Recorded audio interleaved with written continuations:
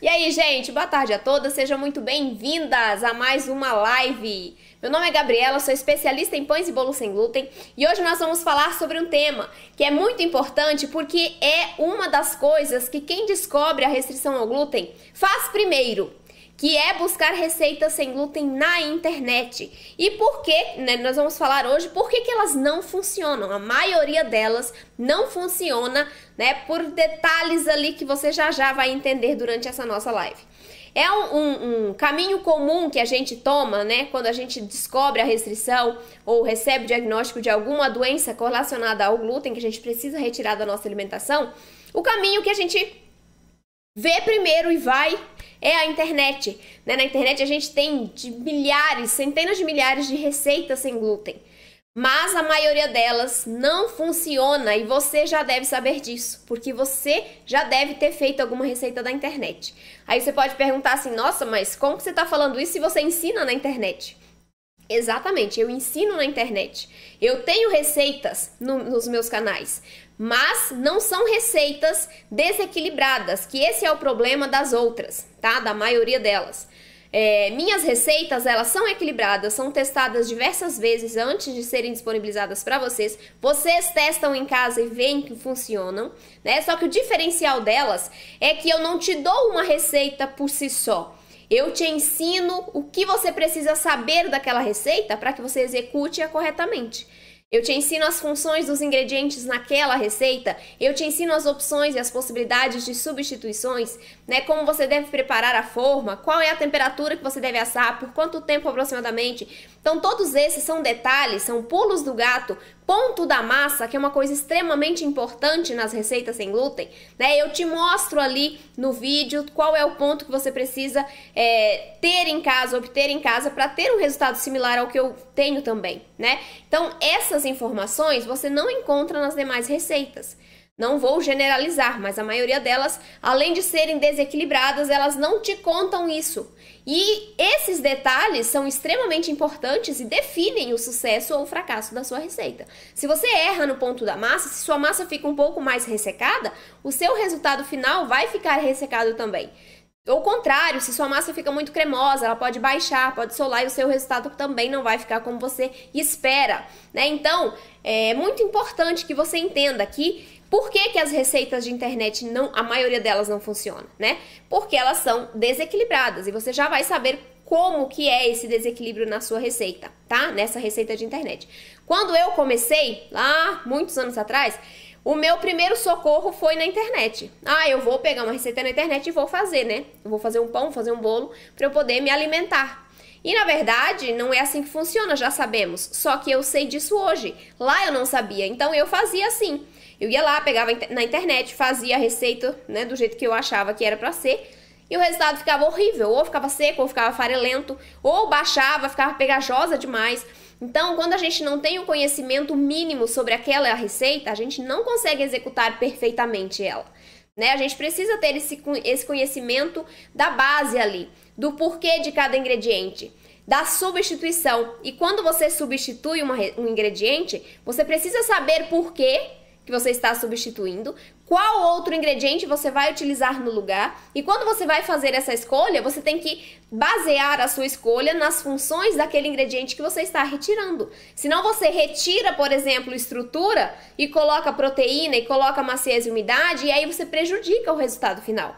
Então, conhecer um pouquinho de cada ingrediente é extremamente importante. Eu não tinha esse conhecimento lá no início, por isso que eu errei muita receita. Eu joguei muita receita no lixo, direto do forno para o lixo, porque não tinha como comer. Um bolo, eu lembro uma vez que eu joguei não só o bolo fora, eu joguei a forma inteira fora, porque foi um desastre, foi tudo por cima, virou um negócio aquilo. Então, eu joguei até a forma fora. Para você não ter esse tipo de prejuízo, para você ter um pão gostoso, um pão sem glúten, macio, fofinho, Como a gente vai analisar uma receita hoje, a receita que eu vou analisar é incrível, você vai ver a massa como fica super fofa, E é sem glúten, a gente consegue fazer isso, só que a gente precisa ter um conhecimento por trás. Não adianta você querer pegar uma receita da internet e replicar, que é o que muita gente faz sem conhecimento nenhum, sem saber se aqueles ingredientes são os corretos, se as quantidades são as ideais, sem saber corrigir a massa, caso necessite, Vamos supor, você está lá fazendo sua receita, faz a sua massa, deixa ela na consistência que você imagina ali que seja ideal para aquelas farinhas, por exemplo, para aquelas quantidades, e o resultado final fica seco, fica farelento, não cresce tão bem, né? Fica duro logo no dia seguinte. Então, quando você tem esse embasamento, você consegue entender já previamente, antes de você executar aquela receita, se ela tem chances de dar certo ou não, tá? Então, esse conhecimento, ele é muito importante. Eu sempre falo sobre isso e não precisa você fazer uma faculdade de gastronomia para você entender isso, tá? Você precisa somente entender quais são as funções principais de cada um dos ingredientes. As farinhas, por exemplo, eu separo em grupos. Isso facilita demais para a gente poder saber em qual grupo pertence a cada farinha e por qual outra eu posso substituí-la. Exemplo, nós temos o grupo de farinhas de estrutura, né? Nós temos ali farinha de arroz branco, integral, grão de bico, trigo sarraceno, aveia. São todas farinhas que trazem estrutura para minha massa, certo? Então, quando eu não tenho muito conhecimento sobre as outras farinhas, só sabendo que ela é de estrutura já vai te ajudar muito, porque você vai lá no grupo de estrutura, escolhe outra que seja de estrutura também para substituir, tá? Claro, o resultado pode não ficar tão bom a depender do substituto que você escolha, né? Ah, se tem sabor residual, se agrega mais liga. Então, a gente tem que ter um conhecimento sobre isso para entender que quando eu troco a farinha de arroz branco, que é uma farinha neutra, tanto em sabor quanto em coloração, eu preciso buscar colocar outra farinha ali que também seja um pouco mais neutra. Porque se eu, por exemplo, eu estou fazendo um bolo com 100 gramas de farinha de arroz branco. Aí eu quero trocar essa farinha de arroz branco por outra farinha de estrutura. Eu vou lá e coloco o trigo sarraceno no lugar. São 100 gramas de trigo sarraceno em uma receita de bolo. Vai ficar com gosto de trigo sarraceno seu bolo, não tem jeito. Então, você precisa conhecer essas funções, saber que a farinha de arroz branco é neutra, a farinha de trigo sarraceno deixa sabor residual, a farinha de grão de bico, além da estrutura, deixa sabor residual, mas também contribui para a liga, para a maciez, para a umidade, para a coloração. Então, são esses detalhes simples que você precisa entender para executar corretamente aquela receita. E são esses detalhes que não tem nas receitas de internet, na maioria delas. São esses pulos do gato, né? Essas coisas básicas que a gente precisa ter numa receita, estrutura, liga e maciez, e que a gente não tem. Quantas receitas só com farinha de arroz você já viu na sua vida? Eu já vi, já fiz algumas, né? Porque é o que tem ali também. Tem que usa só farinha de arroz, tem que usa um mix que é desequilibrado, porque não usa os 3 grupos, a estrutura, liga e maciez, usa só 2, né? Estrutura e liga, por exemplo, e aí eu tenho uma falta de maciez e leveza na massa. Então, para que você tenha uma execução perfeita, um resultado perfeito, você precisa de um mix equilibrado. E essa é uma das coisas que nessas receitas de internet a gente não encontra. Né? A gente precisa de pelo menos 3 farinhas nas proporções corretas para pães, para bolos, porque elas são diferentes, para que a gente tenha um resultado melhor, tá? Então, esse é um dos erros principais e é o que proporciona o erro, na verdade é um dos desequilíbrios da receita de internet, e são também erros que você comete em casa por não saber e acaba perdendo a sua receita. Então, os ingredientes não são os ideais, e nem as quantidades são as ideais dentro da receita, por isso que a gente erra, né? Tem uma aluna minha, a Nancy, que ela pegava receitas na internet antes de me conhecer, aleatórias assim, né? Não as minhas. E ela fazia e o resultado era ruim, ela tem várias alergias, então ela precisa substituir vários ingredientes, só que ela não tinha esse conhecimento prévio sobre esses ingredientes.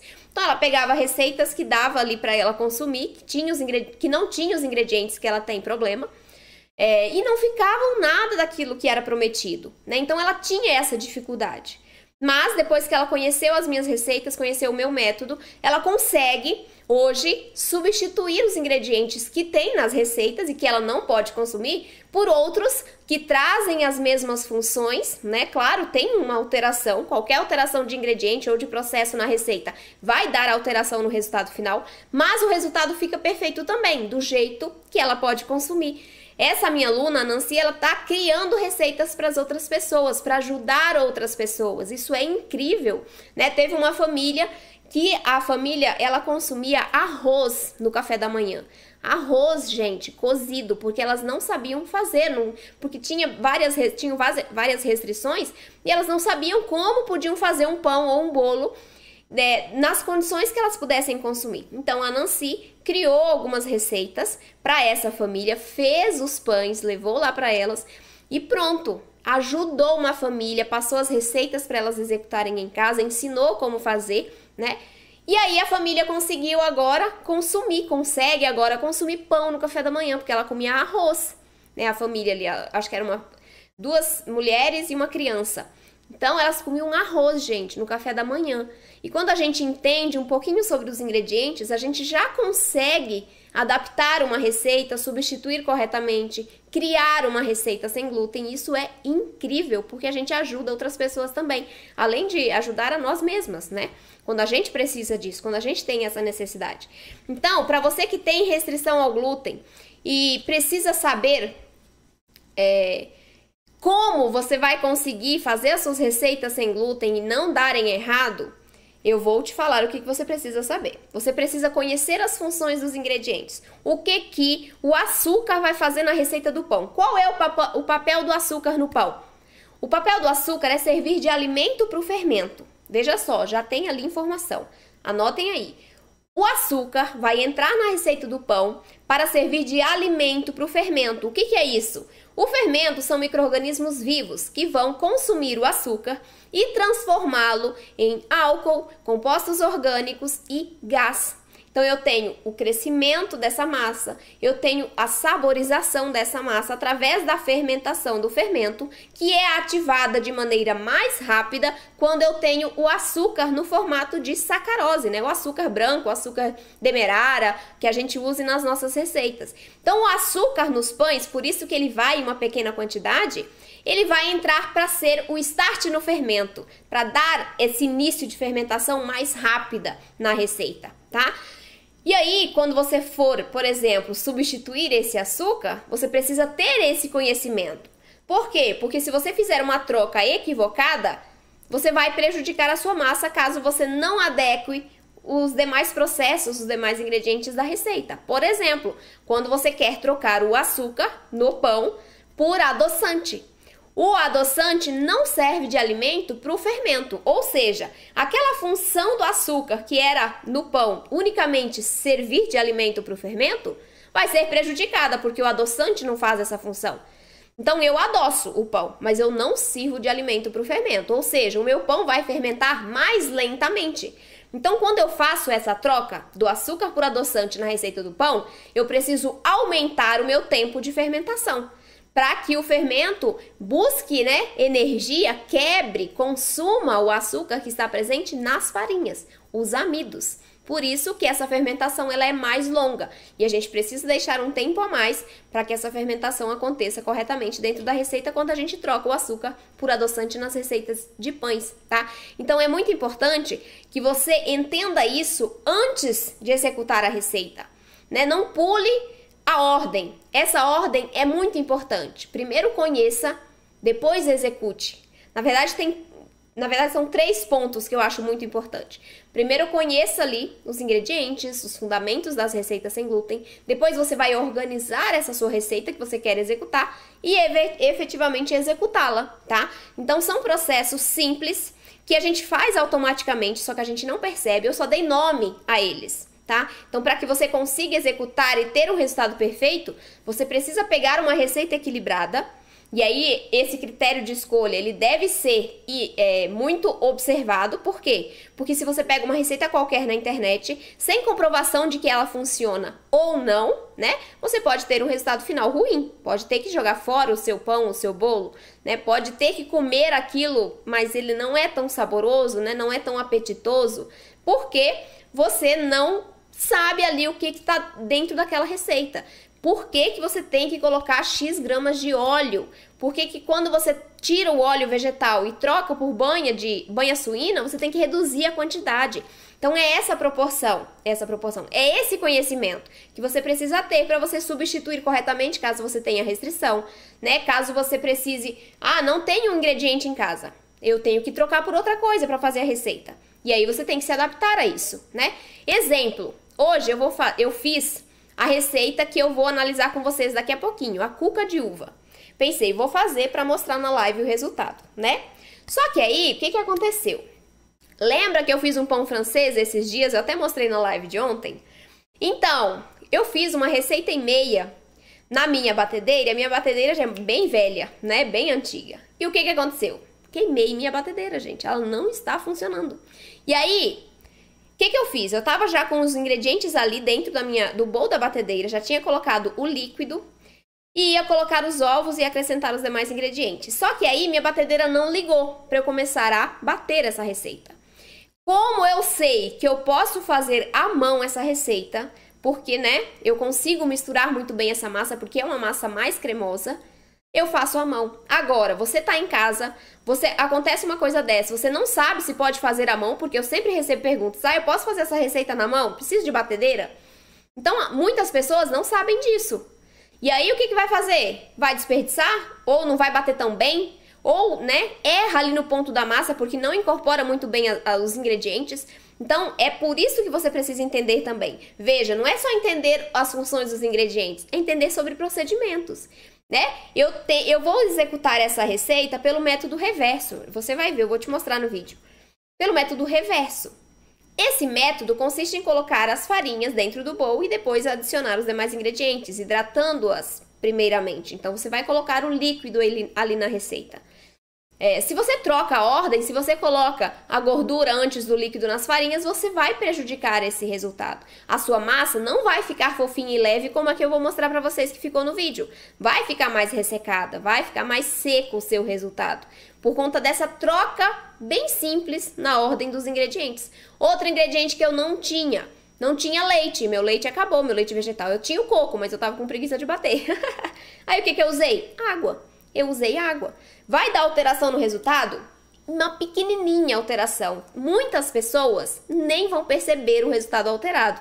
Por quê? Quando a gente tem leite vegetal ou leite animal nas receitas, a gente tem, além da água que está dentro do leite, também gorduras e proteínas. E isso facilita a maciez e a umidade dos produtos, correto? Se eu não tenho o leite vegetal ou leite animal, o que eu posso colocar no lugar? A água. Só que eu não tenho proteína e gordura incorporada nessa água também. Então, eu tenho uma leve alteração ali na massa, mas vai ficar perfeita da mesma maneira, tá bom? Então, é só para vocês entenderem que quando você não tem ingrediente e precisa substituir, você precisa entender esse ingrediente antes de fazer essa substituição, para que ela não seja equivocada, né? Você não faça uma substituição inconsciente e tenha um resultado final ruim. Né? Conhecer esses ingredientes, né, é muito importante, e é muito importante que seja nessa ordem, conheça e depois execute a receita. Por quê? Imagina que você está construindo uma casa, né? Nós não somos pedreiros nem engenheiros, mas vamos imaginar isso. Você está construindo uma casa, alguém está construindo a sua casa e não tem engenheiro na obra e eles começam a construir por cima, pelo telhado, deixam a fundação da sua casa por último. Qual é o grande risco que vai acontecer com essa casa? Ela pode desabar. Por quê? Porque eu tenho telhado, mas eu não tenho fundação para sustentar. Eu não tenho parede, eu não tenho sapata, né? Para dar sustentação para essa casa. Então, o seu conhecimento sobre os fundamentos, sobre as bases das receitas, é a fundação dessa casa. Por quê? Porque a partir da fundação bem feita, você consegue construir e desconstruir qualquer receita. A partir do conhecimento bem fundamentado que você tenha sobre os ingredientes, sobre os processos, sobre o ponto da massa, sobre as farinhas, a partir disso, você consegue construir qualquer receita. O que é isso? Você consegue adaptar, você consegue criar qualquer receita, você consegue substituir qualquer ingrediente. Por isso que uma receita só, eu sempre falo isso, uma receita só não vai resolver a sua vida. Você precisa conhecer o que tem por trás para que você consiga aplicar esses conhecimentos a qualquer receita. E não tendo uma receita só. Você não vai comer só uma receita pelo resto da vida, né? Você precisa conhecer ali para poder variar isso, até para modificar a própria receita. Tem que ter esse conhecimento, né? Então, hoje eu vou te dar um pouquinho desse conhecimento, né, do que você precisa saber dentro de uma receita específica. Nós vamos analisar a receita da cuca de uva, que tá no meu forno. Espero que ela asse até a gente terminar a live para eu mostrar para vocês. Que eu não tinha uva, minha banana tava verde, eu fiz só com a farofa. Não coloquei fruta nessa cuca também, que eu decidi fazer de última hora. Então, eu vou analisar todos os ingredientes. Já preparem aí papel e caneta para vocês anotarem as funções. possibilidades de substituições, tá?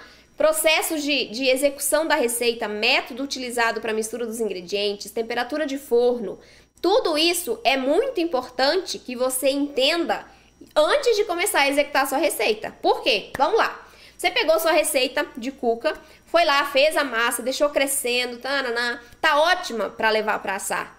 Só que você esqueceu de ligar o seu forno está frio e a sua cuca está no ponto de levar para assar. O que pode acontecer com a sua cuca? Ela pode rachar em cima antes de começarem os processos químicos dentro da massa.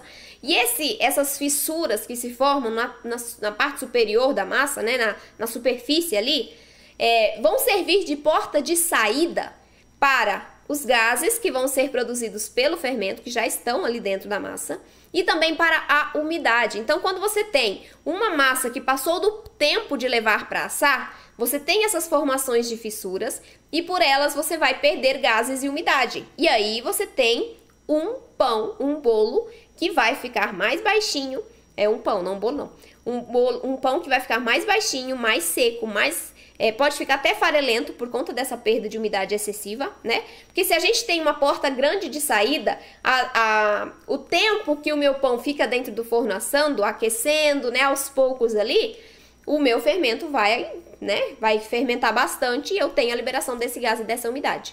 Tá? Então é muito importante. Você precisa seguir todos os passos, inclusive essa. Eu preciso pré-aquecer o meu forno. Então, vou deixar minha cuca crescendo quando ela tiver mais ou menos ali, né, quase 1/3 da quantidade da massa crua na forma ou quase dobrado de tamanho, eu tenho que ligar esse forno, pelo menos uns 10, 15 minutos antes de levar a minha cuca para assar, para que eu tenha ali no tempo correto o início dos processos químicos dentro dessa massa. Assim eu tenho o resultado perfeito. Então, passou do tempo de levar para assar, eu já tenho prejuízos. Então, é muito importante se atentar a esses pontos, né? Não só a receita, mas também aos pontos que envolve essas variáveis de temperatura, de tempo de forno, de tamanho de forma, de como preparar a forma, certo? Então, é muito importante que vocês se atentem a isso.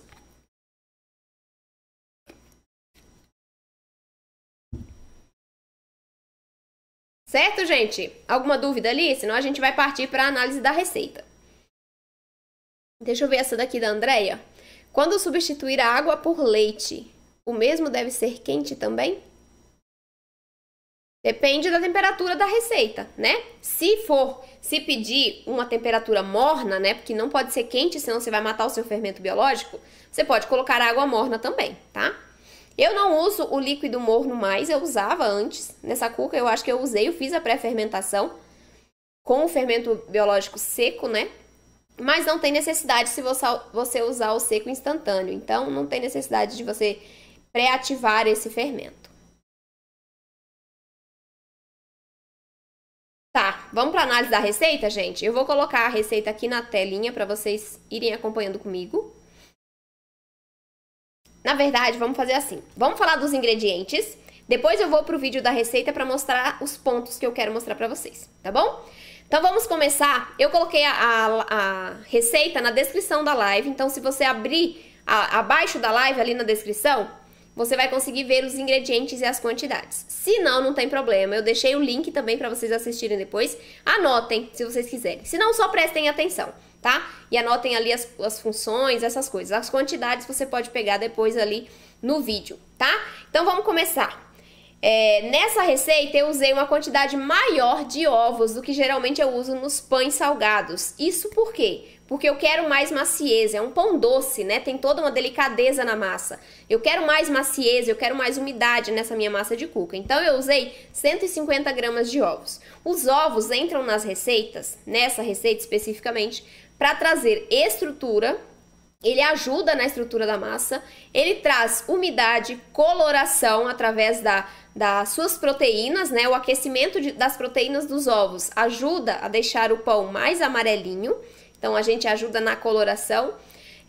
Estrutura, maciez, umidade, coloração, liga também, porque os ovos têm uma elasticidade, né? Principalmente ali nas claras. Então, a gente consegue ter elasticidade na nossa receita quando a gente coloca ovos também. Então, são essas as funções dos ovos nessa receita de cuca, tá? Leva uma quantidade maior, como eu disse, e o resultado fica maravilhoso. Açúcar também entra numa quantidade bem maior do que de pães salgados, mas é porque é um pão doce. Nós precisamos adoçar esse pão. E esse açúcar, ele contribui muito para a umidade e maciez da cuca. Então, eu usei aqui 100 gramas de açúcar demerara. Você pode usar o açúcar branco, se você preferir, na mesma proporção, tá? Não tem problema. Pode usar o refinado ou o cristal, não tem problema quanto a isso, certo? Se você quiser trocar o açúcar demerara, que já é um açúcar mais natural, né? Não é refinado, não passa por processo de branqueamento ali. Então, se você já quiser usar esse, usa nessa proporção, 100 gramas, não vai dar alteração na coloração, nem no sabor da massa. Mas se você quiser trocar, por exemplo, pelo açúcar mascavo, você vai ter alterações nesse resultado. Quais são essas alterações? O açúcar mascavo, ele é mais escuro, tem um sabor mais forte de melado de cana, porque ele é o açúcar bruto, né? O que vem direto ali da cana-de-açúcar, sem nenhum processo de refino, nem de branqueamento. Ele é o açúcar natural, que tem mais nutrientes também pra gente. Então, quando você troca o açúcar demerara pelo açúcar mascavo, você tem alteração na coloração, então a sua cuca vai ficar mais marronzinha, né? Marronzinha, na verdade, porque ela fica clarinha. Ela vai ter alteração na umidade, então sua cuca vai ficar mais úmida quando você troca o demerara pelo mascavo.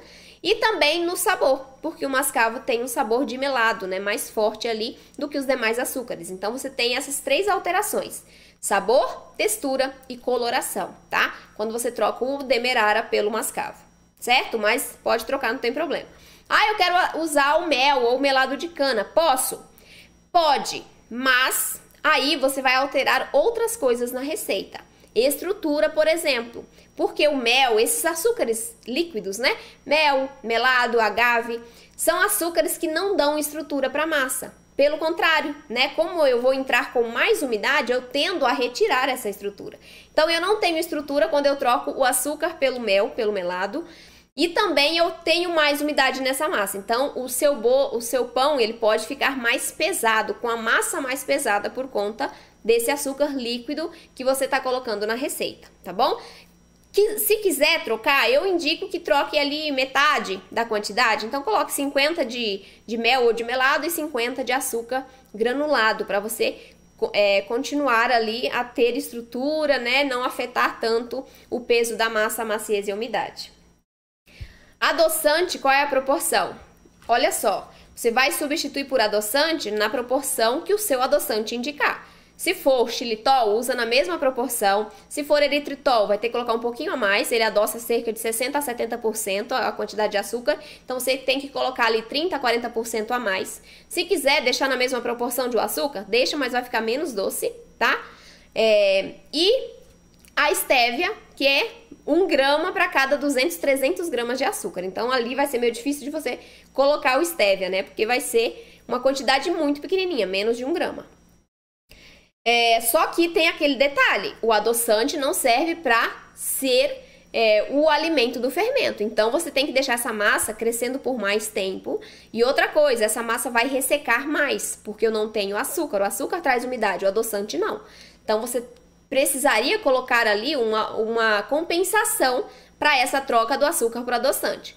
Por que nessa receita você precisaria compensar? Porque eu tenho aqui uma quantidade maior de açúcar, tá? Nas receitas de pães salgados, né, que levam ali 10 a 20 gramas de açúcar, você não precisa compensar se você trocar o açúcar para o adoçante, porque ele não vai ressecar a massa, a quantidade é muito pequena. Nessa receita, ele vai ressecar a massa, tá? Então, você tem que trocar um pouquinho ali os ingredientes. Então, você pode colocar um pouco de farinha de amêndoas, por exemplo, né? Que é uma farinha mais oleosa, que vai trazer maciez e umidade. Então, você põe ali uns 20, 30 gramas de farinha de amêndoas nessa receita, quando você trocar o açúcar por adoçante, tá? Se não quiser, coloca um pouco mais de ovos, então, ou aumenta a quantidade de gorduras, mas você precisa compensar essa falta do açúcar, tudo bem? Continuando, gente. Agora o óleo vegetal. O óleo vegetal, ele entra nessa receita com 60 gramas. É uma quantidade maior do que nós estamos acostumados a ver em receitas de pães salgados, certo? Porque essa aqui é uma receita de pão doce, é uma massa mais cremosa, então eu coloquei um pouco a mais de gordura para trazer mais maciez e mais umidade. Também tenho leveza, porque o óleo vegetal deixa a massa mais leve, né? Com a inserção de 60 gramas de óleo vegetal. Então ele vai entrar para trazer untuosidade, maciez, umidade, manter essa massa úmida e macia por mais tempo. Então essas são as funções do óleo vegetal nessa receita. Posso trocar por gordura suína, banha suína? Pode, mas você precisa reduzir aí 20% da quantidade de gorduras, tá? Então de 60 gramas você tira 20% aí para colocar a banha suína no lugar. Óleo de coco, da mesma maneira, reduza 20%. Por quê? Porque essas duas gorduras, elas são mais untuosas, elas têm essa potência de dar mais gordura para a massa, deixar a sua massa mais gordurosa. Então, se você substitui na mesma quantidade, você tem um resultado final pesado e mais gorduroso, tá? Então, reduza a proporção caso vá substituir por gordura suína, banha suína ou óleo de coco. 20%, tá? Dessa quantidade. E o leite? Leite aqui, eu usei leite vegetal, né? Porque eu não uso nada animal, leite animal, na verdade, não nada animal. Leite animal eu não uso. Então, eu usei o leite vegetal. 180 gramas de leite vegetal. O leite vegetal que eu usei, eu não lembro se foi o de coco ou de amêndoas, mas independentemente de qual tenha sido, né? Porque eu uso sempre esses dois. Ambos são ricos em proteínas e são ricos em gorduras. Isso vai trazer mais maciez e mais umidade para nossa massa. Quando a gente troca o leite por água, você tem um pequeno prejuízo nessa maciez e nessa umidade. Mas não é um prejuízo que vai ficar evidente na sua massa, tá? Você nem vai perceber essa diferença, na verdade. É só se você tiver uma sensibilidade muito boa ali para você sentir, mas não tem muita diferença quando a gente troca o leite vegetal nessa receita por água, tá? Nas outras receitas também, na maioria delas. Então, você pode fazer essa troca na mesma proporção. Aí, só um adendo, ou uma coisa importante, gente. Quando você for colocar o líquido nessa receita, coloque aos poucos, tá? Na verdade, em qualquer receita de pão, principalmente, mas de bolo também. Não vira seu leite todo lá não, sua água toda lá não, tá bom? Porque você pode perder o ponto dessa massa. Você precisa observar sempre, eu vou mostrar pra vocês ali no vídeo, qual é o ponto que essa massa fica, para que você não perca o seu produto, a sua cuca. Então, quando você coloca todo o líquido, você pode deixar a sua massa muito mole. Por exemplo, na massa que eu fiz hoje, com as farinhas que eu tenho hoje, eu precisei de menos líquido do que no dia que eu fiz essa massa. Eu reduzi uns 30 gramas de água, né? Que eu coloquei água no lugar do leite. Por que isso acontece? Porque cada farinha absorve os líquidos de maneiras diferentes. Então, lá no dia que eu fiz essa receita, a minha massa absorveu 180 gramas. Hoje, ela absorveu 150 gramas. Então, é muito importante você ir adicionando aos poucos para você não perder o ponto da massa. E sempre pare o vídeo, observe ali qual é a consistência da massa pronta para você replicar em casa essa consistência, para você não ter prejuízo no resultado final. Muito importante esse ponto, tá? Vamos para o mix de farinhas agora. Eu usei o mix de farinhas básico nessa receita. Qual é o mix de farinhas básico? Farinha de arroz branco, amido de milho e polvilho doce. Na proporção de 50, né? 25, 25, não exatamente essas proporções, eu usei na receita, tá? O amido de milho eu aumentei um pouquinho essa proporção, justamente porque eu queria mais maciez e leveza na massa, tá?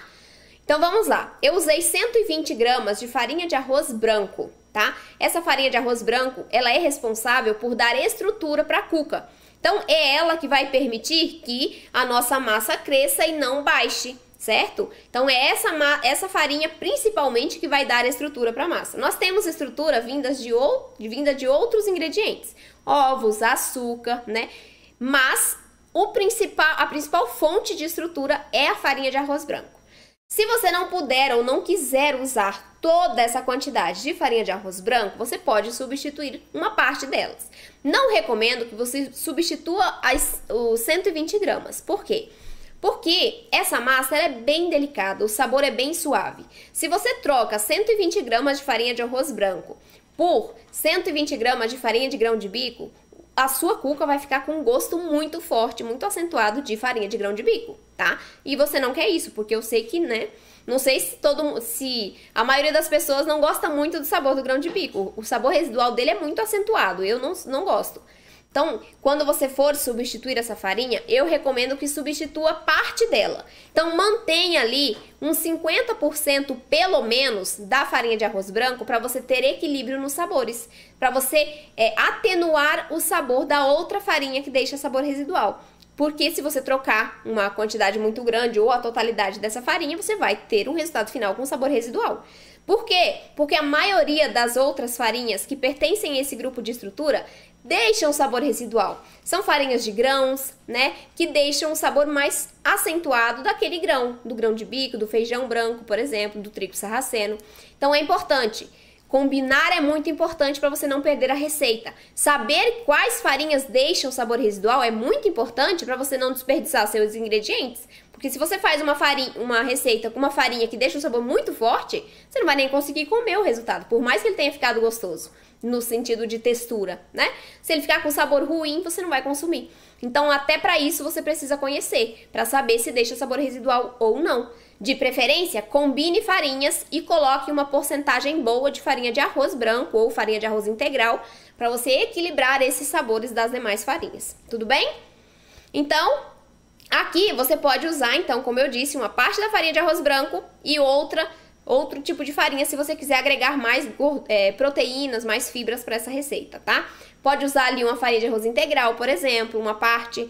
Pode usar uma farinha de trigo sarraceno, de feijão branco, que é uma farinha branca, então não vai interferir na coloração, certo? Então você pode brincar ali um pouquinho com os tipos de farinha, sempre pensando que, dependendo do tipo, você vai ter um sabor mais acentuado na sua massa, tá bom? Próxima farinha é o amido de milho. O amido de milho, ele pertence ao grupo de farinhas de maciez e leveza.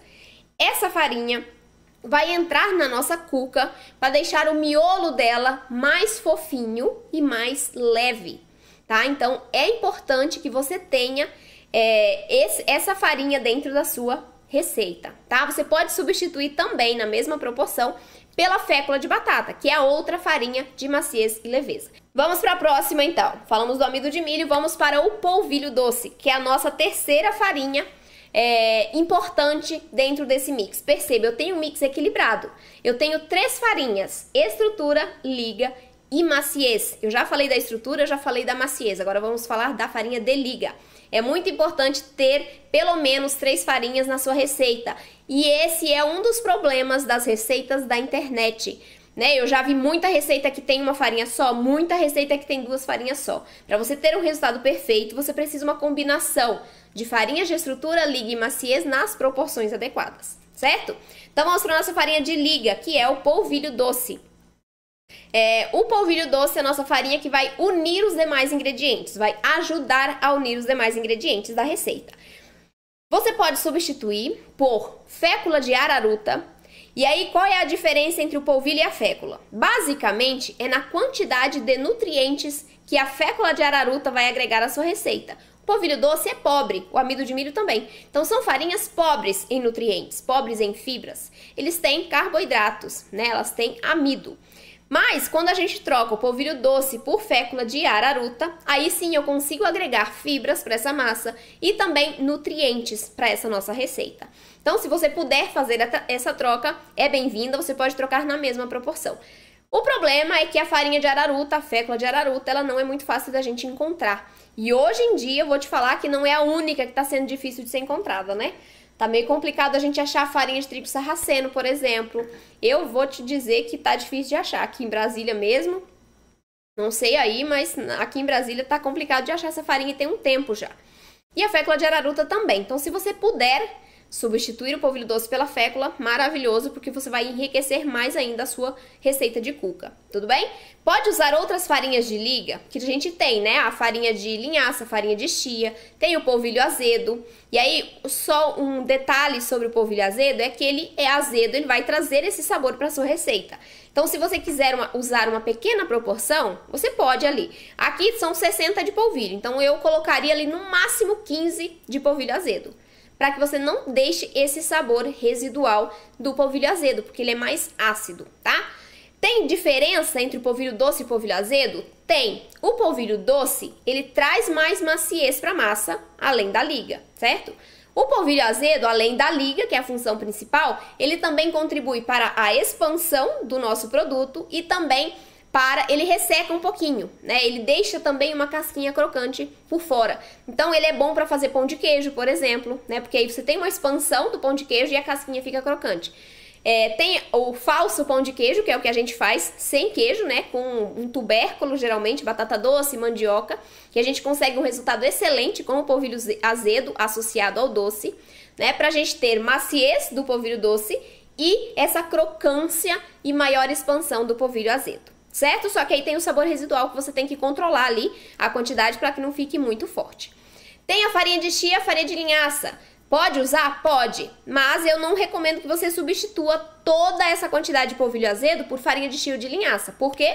Porque elas deixam sabor residual na receita, tudo bem? Então você pode trocar uma parte, por exemplo, aqui você pode colocar uns 20 gramas de farinha de chia ou uns 20 gramas de farinha de linhaça e o restante de polvilho ou de fécula, de araruta, tá bom? Para você ter um resultado ótimo. Vamos lá, tem outra coisa também que muitas pessoas perguntam como se fossem coisas diferentes. Qual é a diferença entre polvilho doce e fécula de mandioca? A diferença é o tamanho do grânulo, é o tamanho do grãozinho do amido, tá?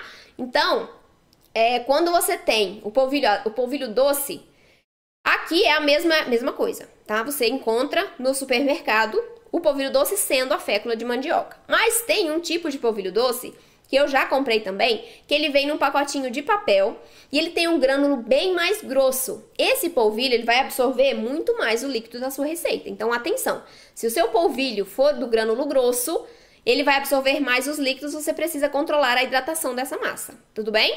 Mas fécula de mandioca, pra mim, aqui, e polvilho doce são os mesmos preparos, são os mesmos alimentos, tudo bem? Só pra dar essa diferença aí, pra vocês terem em casa esse discernimento sobre comprar mesmo a farinha certa. Outra coisa, muita gente me pergunta se pode substituir a fécula de batata por polvilho doce ou vice-versa. E na verdade não pode, por quê?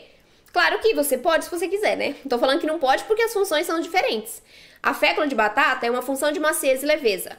O polvilho doce tem uma função de liga. Então, são dois ingredientes diferentes que vão ter funções diferentes dentro da sua massa. Se você faz a troca de um pelo outro, você vai ter prejuízo em alguma coisa ali, tá? Ou, né, vai ficar muito liguento, muito elástico por conta do excesso de polvilho doce, certo? Então, é muito importante que você saiba essa diferença. Um não substitui o outro. Isso mesmo, Lícia. O polvilho caseiro, ele é mais grosso, né? Mas tem mesmo industrializado que ele é grosso aqui. Vamos lá. Próximo ingrediente. Um dos meus ingredientes favoritos. Eu acho que vocês já sabem qual é. Que eu sempre falo dele. Que é o vinagre. O vinagre, ou ingrediente ácido, ele é extremamente importante. E nessa cuca, então, ele vai auxiliar demais. Por quê? Porque o ácido vai ajudar a manter as bolhas de ar firmes dentro da massa. O que significa isso? Vamos explicar. Quando você coloca o seu pão para fermentar, o fermento vai liberar gás, certo? Esse gás vai ficar aprisionado dentro de bolinhas. Vai ter uma película envolvendo esse gás. Quando você coloca o seu pão para assar, a sua cuca no forno, o gás vai expandir por causa do calor. É isso que faz o seu pão crescer, tá? Então, quando eu tenho a expansão dos gases, eu tenho o crescimento da minha massa, certo? Problema. O problema é quando a gente tem uma película, como é a palavra? Delicada, uma película fraca. Eu tenho essa expansão dos gases que acontece com o calor e essa minha película não vai suportar esse crescimento, ela vai estourar. Quando eu tenho esse rompimento da película, eu libero o gás, então eu perco o gás da massa. A massa perde o gás, ele vai embora. E aí eu tenho prejuízos na fermentação, no crescimento desse resultado, consequentemente na maciez e na umidade também, porque ali junto eu tenho evaporação dos líquidos, né? Essas bolinhas de ar também são bolinhas de umidade. Se eu também tenho rompimento delas, eu perco essa maciez, eu perco essa umidade. Então, o vinagre, o ácido, ele vai entrar para ajudar a manter essa película firme. Ou seja, eu tenho gás dentro dessa película, certo? Eu tenho a adição do vinagre, que vai agir aqui, mantendo essa película firme. Quando o meu pão expande, quando o meu gás expande pelo calor do forno, eu mantenho a película. Ou seja, eu tenho um crescimento muito mais bonito, muito mais uniforme e mantenho os gases e a umidade dentro da massa. Então, eu tenho uma cuca mais crescida, mais bonita, volumosa e mais úmida e macia. Então, o vinagre é um ingrediente que a gente não dá nada por ele, né? Mas ele faz milagres dentro da receita. E vai numa pequena quantidade. Nessa receita eu coloquei 5 gramas. Hoje eu nem, coloquei 10 ali, dei uma esguichada com o frasco e foram 10 gramas e não tem problema, tá? 5, 10 gramas vão fazer uma diferença incrível no seu resultado. Então, se a sua receita não pede vinagre, coloca pra você ver o resultado que vai dar diferença. Vai dar diferença, viu? Então, o vinagre, né? Mas se você quiser usar o limão no lugar, você pode, porque ele é um ingrediente ácido. Então, se você quiser colocar o suco do limão, pode pôr também. Suco da laranja, se você não tiver limão, põe laranja, tá? O importante é ser um ingrediente ácido. Próximo ingrediente, eu vou pular aqui. Deixa eu ir para a goma xantana agora. Nós temos 3 gramas de goma xantana. Perceba como é uma quantidade pequena, né? É uma quantidade pequena, mas a gente tem ali, deixa eu somar os 260 gramas de farinhas. Então, eu tenho uma quantidade de 2% aproximadamente de goma xantana, tá bom? Essa quantidade é suficiente para manter os ingredientes unidos. Eu tenho uma quantidade maior de polvilho, ele vai auxiliar também. Tem uma quantidade maior de ovos, então eles também vão auxiliar nessa liga da massa e sua cuca não vai ficar esfarelando, tá bom? A goma xantana tem essa função principal de dar liga para as massas, mas ela também espessa, ou seja, ela dá corpo para a massa, né? Dá volume para a massa, porque ela absorve os líquidos e incha. A sua massa vai ficar com uma textura, uma consistência mais, encorpada quando você coloca a goma xantana. Além disso, a goma xantana ela tem um papel muito parecido com o glúten nas receitas com farinha de trigo. Qual é esse papel que é fundamental? A goma xantana, ela tem essa capacidade de formar uma rede viscoelástica. O que é isso? Traduz, né? Eu tenho ali ligações entre as proteínas e a goma xantana vai unir essas ligações, mantendo-as firmes. O que acontece quando o pão vai para o forno? O gás expande, certo? E a nossa massa vai crescer. Se eu não tenho goma xantana, eu tenho rompimento das ligações proteicas. Quando eu rompo, não tenho elasticidade na massa, o que vai acontecer? Minha massa vai abrir, vai rachar, né? E eu tenho prejuízo na massa, eu tenho uma massa que não fica ali tão bonita, dependendo da receita, claro, certo? Então, a goma xantana vai formar essa rede viscoelástica, viscosa e elástica, que vai auxiliar no crescimento uniforme, bonito, atrativo do nosso pão, do nosso bolo.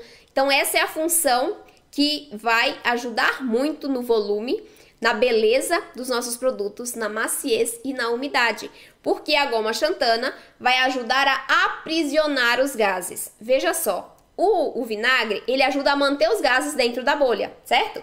A goma xantana forma uma barreira aqui, impedindo que eles saiam da massa.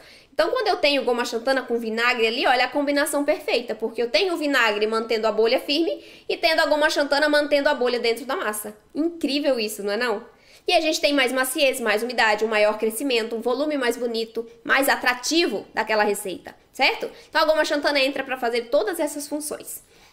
Outras coisas, outros ingredientes. Ah, pode substituir a goma xantana? Pode. Você pode substituir a goma xantana por goma guar, CMC ou psyllium. Cada um vai dar um resultado diferente, tá? Sempre, qualquer alteração vai alterar também o resultado final.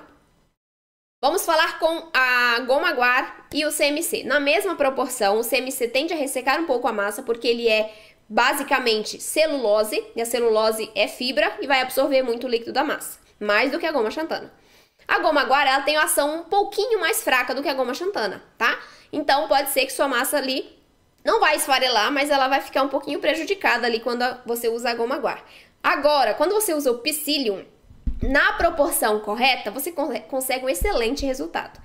Por quê? Porque o psyllium ele é rico em fibras, né? Ótimo. O psyllium tem uma capacidade, na verdade, ele tem um componente chamado mucilagem. Então, cerca de 30% do psyllium, lá da casquinha do psyllium, é formado por essa mucilagem. Essa mucilagem, que é a mesma que nós temos na chia e na linhaça, quando a gente mistura água a ela vai formar uma solução viscosa, ela vai trazer liga para a massa, né? Igual a goma xantana, a farinha de chia, a farinha de linhaça. Então, por ela absorver grande quantidade de líquidos, né, e formar essa solução viscosa, eu consigo agregar mais umidade, mais liga para a nossa massa. Tem outra coisa também, que o psyllium, por ser rico em fibras, ele absorve mais os líquidos, certo? E ele mantém esses líquidos dentro da massa por mais tempo. Então, o meu pão, o meu bolo, né, quando a gente coloca o psyllium como agente de liga, ele vai se manter assim por mais dias. Ele fica úmido e macio por mais dias. Então, o psyllium é excelente, mas você precisa saber como utilizá-lo, tá? Proporções, muito importante, não é 1 para 1, tá? Você não vai colocar, aqui são 3 gramas de goma xantana, você não vai colocar 3 gramas de psyllium, porque senão ela vai ficar esfarelando. Você vai colocar aqui, a cada 1 grama, 2,5 gramas de psyllium. Se eu tenho 3 gramas de goma xantana, eu vou colocar 7,5 gramas de psyllium, tá? Então, coloque ali uma quantidade maior, porque senão o seu pão vai ficar esfarelando. 1 grama de goma xantana, eu substituo por 2,5 gramas de psyllium. Nesse caso, são 3 gramas de goma xantana, eu vou usar 7,5 gramas de psyllium. Tudo bem? Próximo ingrediente, vamos entrar nos fermentos. Eu vou usar 2 tipos de fermento aqui nessa receita.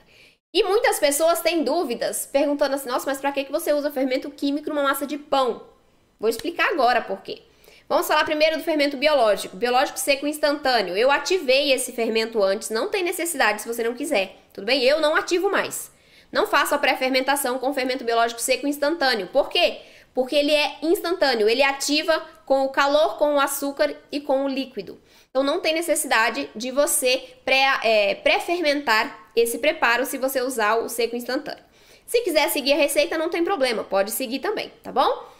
Bom, o fermento biológico vai servir como o fermento da massa. É ele que vai tornar a nossa massa crua uma cuca, né? Assada, bonita, volumosa, coisa mais linda. Então, esse fermento, ele precisa estar na proporção correta. E a proporção recomendada é de até 2% de fermento nas receitas. Aqui eu usei 4 gramas, então tá ali mais ou menos 2% da quantidade total de farinhas, tudo bem? Se você quiser substituir, você pode por outro tipo de fermento, como o seco, normal, seco, sem ser o instantâneo, ou o biológico fresco, mas aí você tem que trocar as proporções também.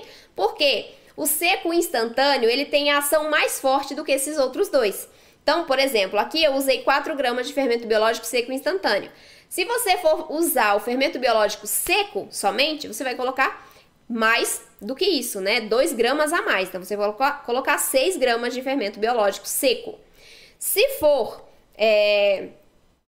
o fermento biológico fresco, você vai colocar 3 vezes mais. Então, aqui você vai colocar 12 gramas de fermento biológico fresco, tá? É só observar as proporções para você não ter prejuízo no seu resultado. Então, é importante que vocês saibam disso também. E aí, o fermento químico, ele vai entrar também como 4 gramas. Por que eu uso fermento químico numa massa de pão, senhor? Porque o fermento químico, ele vai entrar no meu forno e vai ter a segunda ação dentro do meu forno, né? E o que vai acontecer dentro dessa cuca? Ela vai ter mais maciez e mais leveza por conta do fermento químico. Por isso que eu gosto de adicionar nas receitas, tá? Não quer usar, não tem problema? Pode tirar. Só que aí você vai perder um pouquinho na textura, tudo bem? Ele dá diferença no resultado final. E o último ingrediente, não, o penúltimo, né? Porque tem um que não pode ser negligenciado. O sal vai entrar aqui somente para dar um tchan nos sabores. O sal vai entrar aqui para equilibrar os sabores da cuca e também para controlar a fermentação do fermento biológico seco instantâneo, tá? Para não ter uma hiperfermentação dentro da sua massa. Certo? E aí, o último ingrediente são as uvas, né? As uvas que você vai colocar em cima. Não precisa ser uva, você pode colocar morango, banana, a fruta que você quiser. Pode fazer só com a farofa, como eu fiz hoje. Inclusive, vou ter que tirar ela do forno, eu acho. Vamos ver se ela vai estar boa pra vocês verem como ela ficou. Então, você pode usar qualquer tipo de fruta, tá? Pode colocar bolinhas de chocolate, né? Gotas de chocolate, pedaços de chocolate, pode colocar doce de leite, colherada de doce de leite. Então tem diversos tipos que você pode fazer de cuca, diversos sabores com essa massa, porque ela é uma massa neutra. Ela não tem um sabor de determinada fruta ou de determinado ingrediente, ela é uma massa neutra. Então você pode combinar com ela diversos tipos de coberturas ali, né? Para sua cuca, vai ficar perfeita. E aí o método que eu usei para fazer essa cuca é o método reverso, que eu coloquei as farinhas dentro do meu bowl, e aí depois eu fui hidratando essas farinhas, colocando os demais ingredientes, e aí eu tenho uma massa mais cremosa, não é uma massa tão consistente do que os pães que a gente está acostumado a fazer, justamente porque eu consigo fazer uma hidratação maior nessa massa e ter um resultado muito macio, muito leve. Eu vou mostrar para vocês o resultado. E a fermentação dessa massa é uma fermentação simples. Semana que vem eu vou fazer uma live sobre fermentação para vocês, tá? Eu acho que é um tema muito interessante, muito importante para vocês. Porque a gente tem alguns tipos de fermentação. Eu uso 2. Esse aqui vai ser o método simples, a fermentação simples. Então eu faço a massa no bowl da batedeira ali, né? E coloco já para fermentar dentro da forma. Fermentou, cresceu bem, coloco no forno para assar, tá? Deixa eu colocar aqui para vocês o vídeo, para vocês assistirem algumas coisinhas aqui comigo. Pera aí que eu vou compartilhar. Quem tiver no Instagram não vai conseguir assistir, gente. E se eu virar, hein? Será que eu consigo virar a câmera? Vocês assistirem o computador? Não, vamos fazer assim. Vocês assistem depois o vídeo, tá? Ou então correm pro YouTube para vocês assistirem agora. Deixa eu ver aqui. Eu vou compartilhar com vocês que estão no YouTube. Desce. Aí. Estão vendo, gente, no YouTube? Eu não tô vendo vocês, então acho que vocês estão vendo. Essa daqui é a cuca que vocês vão ter em casa se vocês seguirem exatamente o que está descrito na receita, todas as observações que eu fiz, tá? Olha só como ela cresce, gente. Essa cuca fica perfeita. Demais. Deixa eu ver aqui. Olha só. O método de preparo. Primeiro farinhas no bowl, tá? Farinhas no bowl da sua batedeira. Coloque todas aqui. Todo o seu mix de farinhas, goma xantana. Não vai colocar o fermento, o sal em cima do fermento, tá? Aqui eu fiz pré-fermentação, mas não tem necessidade. Você pode colocar o fermento biológico seco instantâneo junto com as farinhas, tá? É só não colocar o sal por cima para não matar o fermento. E aqui você dá uma misturadinha, ó, nos ingredientes para que eles fiquem bem homogêneos antes de começar a adicionar os ingredientes líquidos. Aí vai colocando os ingredientes líquidos na sua receita. Vai batendo aqui. Eu quero achar o ponto da massa. Pera aí que eu tenho que baixar a cabeça aqui, gente, do Instagram. É porque tá na frente meu celular. Vamos lá, o ponto da massa. Aqui. Olha o ponto dessa massa, gente. Ele é bem mais cremoso, tá vendo? Deixa eu tirar o áudio. Ele é bem mais cremoso, essa massa, do que geralmente a gente tá acostumada com pães, né? É uma massa mais cremosinha. Queria ver aqui, peraí. Aí, ó. Olha só. Deixem nessa consistência a sua massa, tá? Para você ter um resultado incrível. Forma preparada untada com óleo vegetal e polvilhada com farinha de arroz para facilitar o desenforme, tá? Aqui, coloquei a massa, já coloquei as uvas em cima, olha que perfeito. Aí eu ensino a fazer a farofinha, que eu vou distribuir sobre a cuca e vou deixá-la crescendo. Então aqui, olha só, olha que delícia, gente. Com a cuca já com a farofinha. Perfeito. Aí vou deixar crescendo. Aqui, ó, já cresceu, já dobrou de volume. Não deixa crescer muito e nem muito pouco, né? Você tem que, assim, 1/3 mais ou menos da quantidade de massa crua crescida. Por quê? Porque se você deixa crescendo demais, você pode passar do tempo de fermentação e aí você tem prejuízo na massa. Se você deixa crescer de menos e coloca essa massa dentro do forno numa temperatura muito alta, eu vou ter prejuízo na fermentação. Por quê? Porque a partir de 40 graus aproximadamente, o fermento começa a morrer. Então, se eu atinjo essa temperatura muito rápido dentro dessa massa, eu não tenho a fermentação correta. Ou o tanto de fermentação que ela poderia ter se tivesse crescido mais fora do forno. Mas cuidado para não passar do tempo. Então, põe a sua massa no forno com ela ainda lisinha, tá bom? Aqui é o resultado, ó. Vou mostrar para vocês o resultado dessa cuca maravilhosa. Vamos ver aqui se eu vou mexer a fatia. Olha essa maciez, gente. Olha isso, macio, úmido, fofinho, super leve. Gente, essa cuca, o sabor dela é perfeito, eu tenho que dizer pra vocês. É maravilhosa, tá? Então, vocês viram que a fermentação é simples, eu coloquei direto na forma a massa, tá bom? Aqui, pronto. Voltando pra mim. Pronto. Então essa é a receita da cuca para vocês fazerem em casa. Um passo prático ali para vocês implementarem tudo que eu expliquei aqui nessa live, tá? Implementem. Agora deixa eu tirar minha cuca porque eu acho que ela já assou. E vocês vão colocando suas dúvidas no chat. Já volto. Deixa eu tirar minha cuca aqui. Quente, quente, quente, quente, quente, quente. Olha isso. Ui, quente, quente. Super macia, super fofinha. Deixa eu mostrar aqui pro YouTube também para vocês ficarem com vontade de fazerem essa receita em casa. Gente, ela cresce muito. Fica maravilhosa. Eu não vou poder mostrar a maciez aqui porque ela tá muito quente. Então eu vou ter que deixar esfriando para depois desenformá-la. Então, beijo pra vocês. Até amanhã. Tchau, tchau pra vocês, gente. Beijo!